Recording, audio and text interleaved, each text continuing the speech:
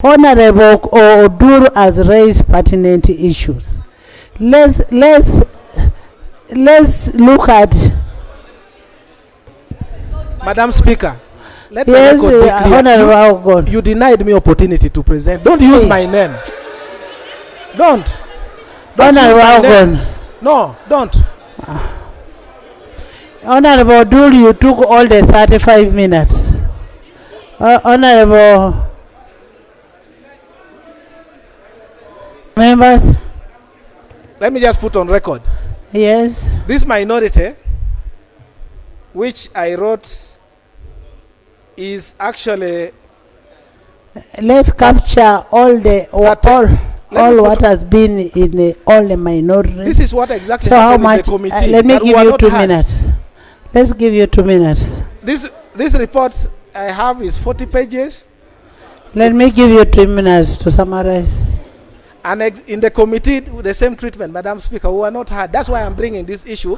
I'm appealing to the House. I have actually given you the same amount of time, 2 minutes. You conclude.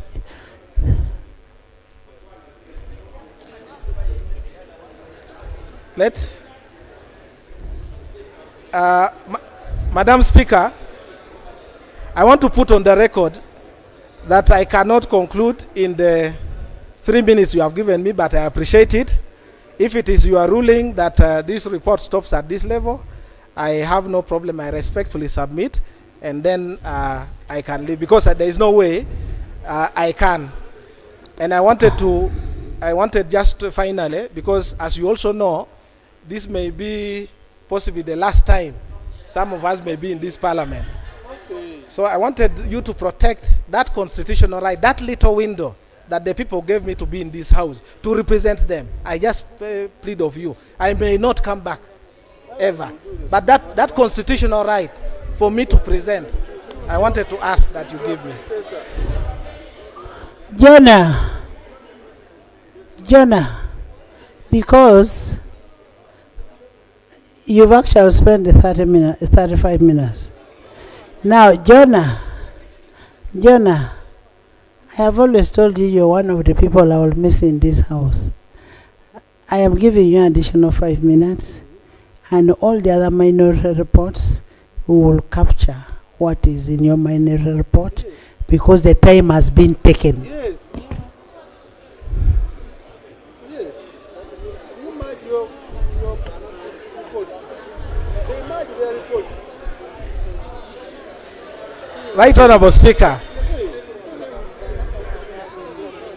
Thank you so much, Right Honorable Speaker. I won't now go back to the report, but let the record capture that when I appeared in the committee, and you have designated me, Madam Speaker, as a member of Parliament to sit in the committee of the legal. In the joint committee, I was not given the opportunity. The same treatment, and that's why I thought this House would allow me to present.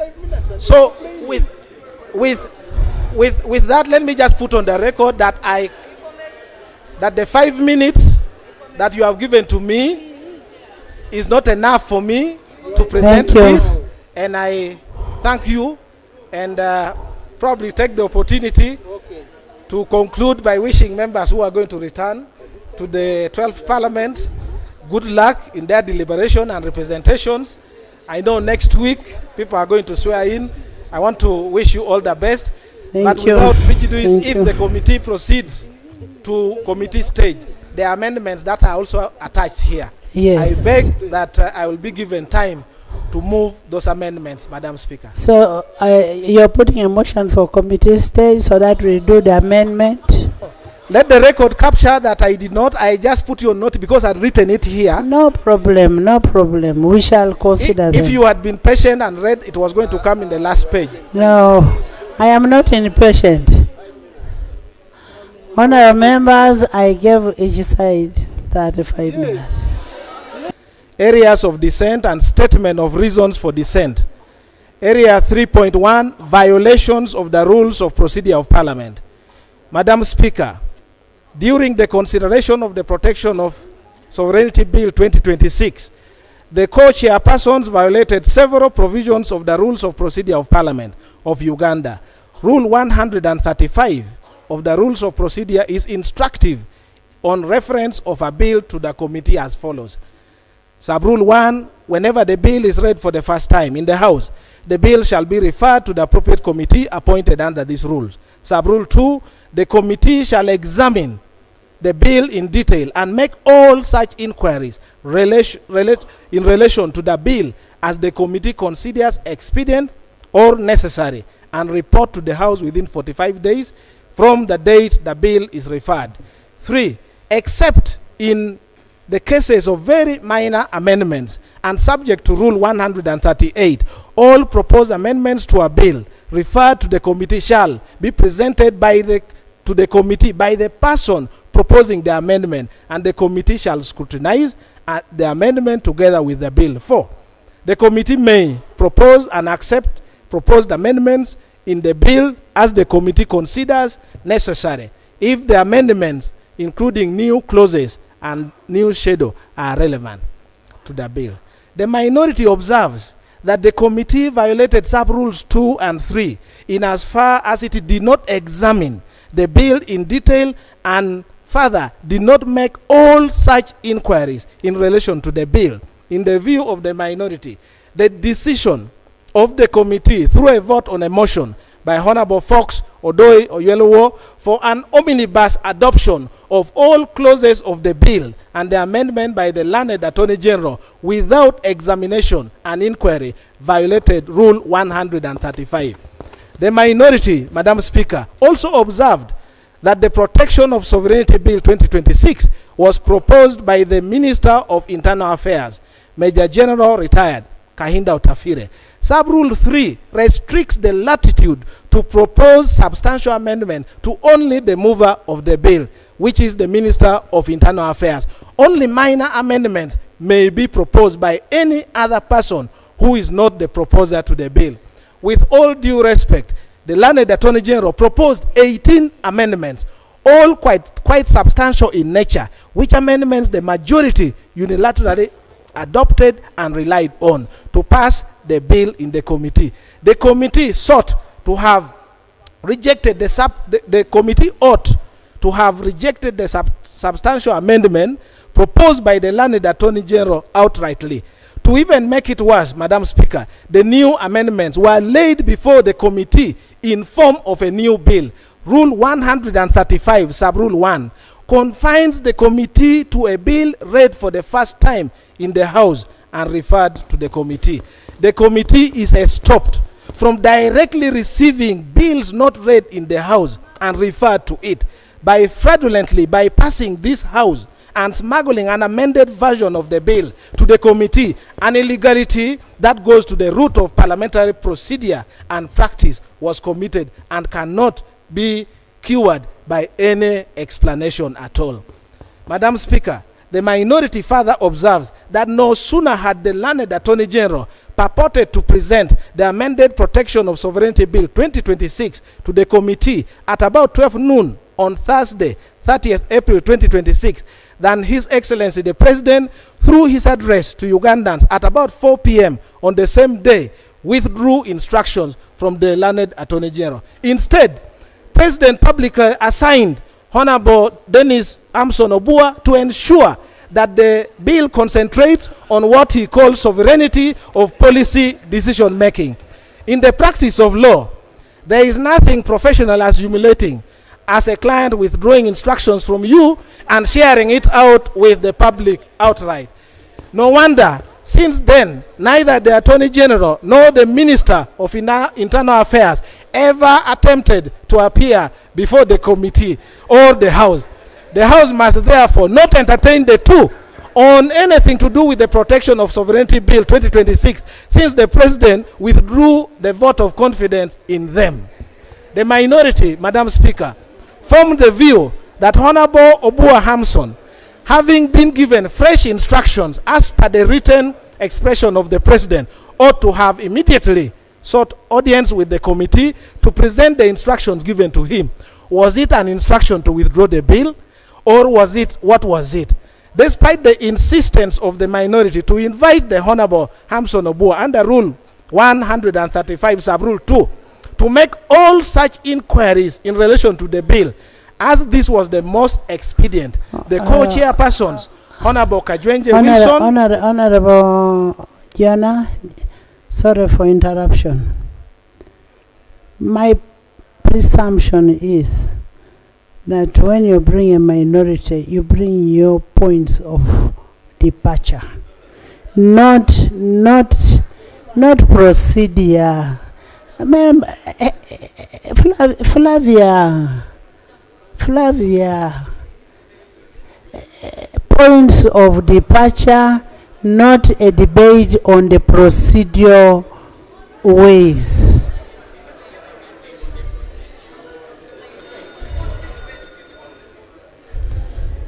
Madam Speaker, respectfully, this is one of the points of departure that I had. Which one? Which one? Under subheading 3.1, I said areas of dissent and statement for reasons of dissent as provided in the rules. The first was violations of the rules of procedure of Parliament. And I am explaining under Rule 135 that the committee ought to have examined and on its own move to go and inquire, to make inquiries. And my point is, having come to the attention of the committee that Honorable Obua Hampson was assigned, the committee ought to have moved itself to request Honorable Obua to come and substantiate. It goes to the root of my dissent, Madam Speaker. So the committee went to Honorable Obua? Or they should have? Thank you, Madam Speaker. The co-chairpersons were evident. Madam Speaker, this is important. The co-chairpersons, Honorable Kajwenje Wilson and Honorable Baka Mugabe Stephen, were evidently partial, hostile, and continuously switched off the microphone of members in the committee they perceived to be against the bill.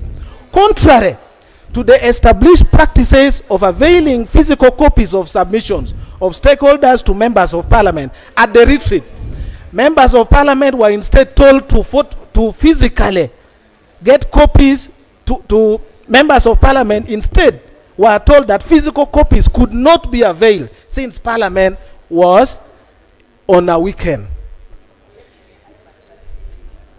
The views of Madam Speaker, views of selected stakeholders were instead sent to members on WhatsApp to read on their phones. Members who were not on WhatsApp or whose phones could not open the WhatsApp were effectively denied critical document. Madam Speaker, the privileges of a member of Parliament were violated to the extent that some of the members of the committee had to jump on border to travel to Nassau Road to print the stakeholders' document for their own reference. A passionate plea for the committee to adjourn until Monday, when Parliament is open, for purpose of printing or photocopying the document was turned down. But Right Honourable Speaker, this gross. I am rising on a point of procedure. I am rising on a point of procedure, Madam Speaker.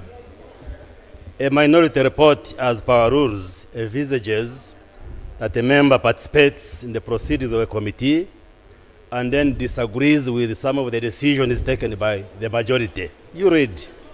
But not to come here and tell us stories, how the committee... So,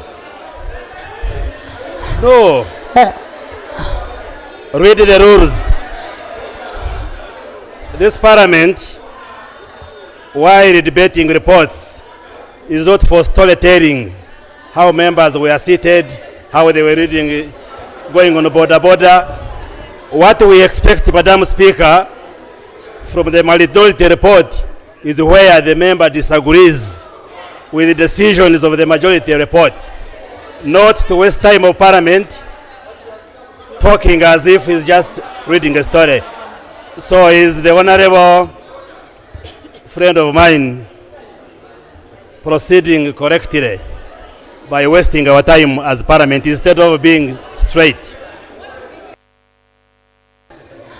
Honorable Dur, Jonah, I am actually enjoying your story. You continue with the story.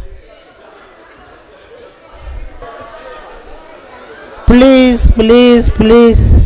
Let's continue. Let's listen to the story. Thank you.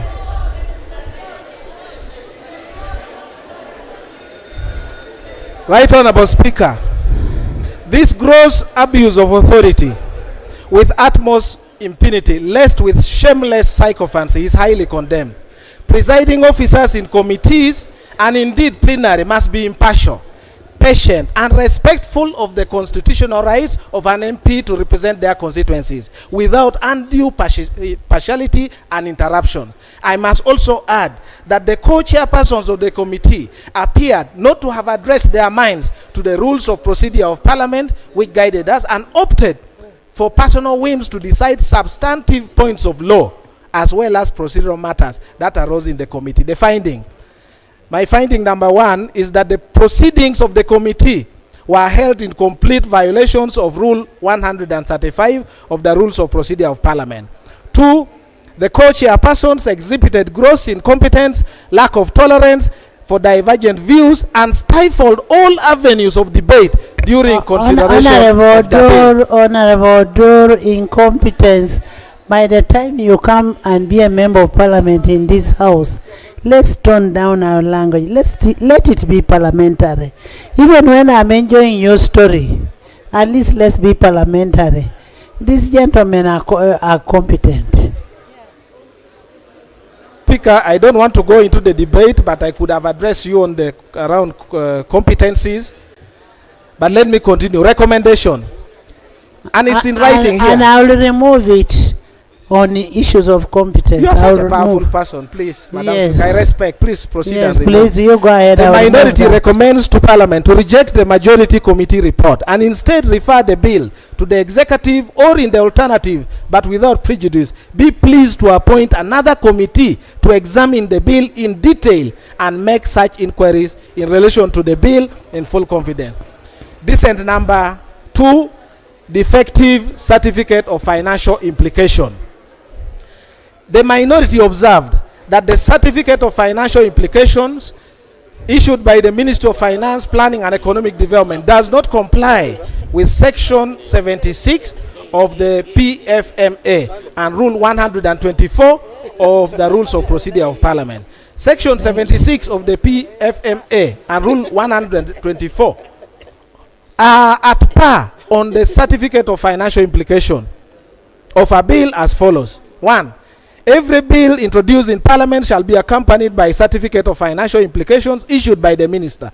The certificate of financial implication issued under Sub-Rule 10 Sub-Rule 1 shall indicate the estimates of revenue and expenditure over a period not less than 2 years after coming into effect of the bill when passed. In addition to the requirements under Sub-Rule Subsection 2, the certificate of financial implication shall indicate the impact of the bill on the economy. Notwithstanding subsections 1, 2, and 3, a certificate of financial implication shall be deemed to have been issued after 60 days.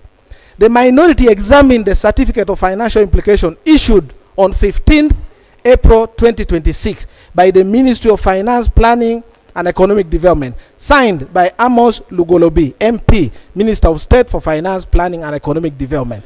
In the certificate, under paragraph 5 on impact of the economy, the Honorable Lugolobi states as follows: the proposed bill is expected to strengthen Uganda's policy autonomy and national security architecture, improve coherence in the management of foreign aid and foreign funded activities, and support stability in governance and public order. These outcomes are expected to contribute to a more secure environment and implementation of government programs and long-term national development.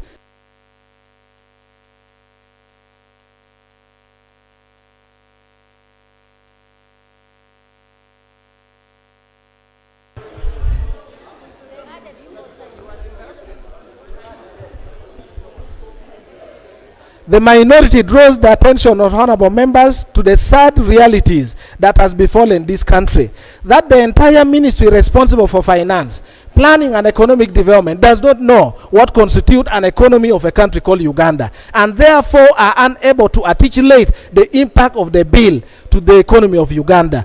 The minority observes that instead of assessing the impact of the bill against well-known parameters such as GDP, sovereign debt, debt to GDP ratio, balance of payments, central bank reserves, interest rates, inflation, exchange rates, rate of growth, etc. Alien parameters form the basis of the assessment. The observation by the majority report that the certificate of financial implication met the statutory standard. Honorable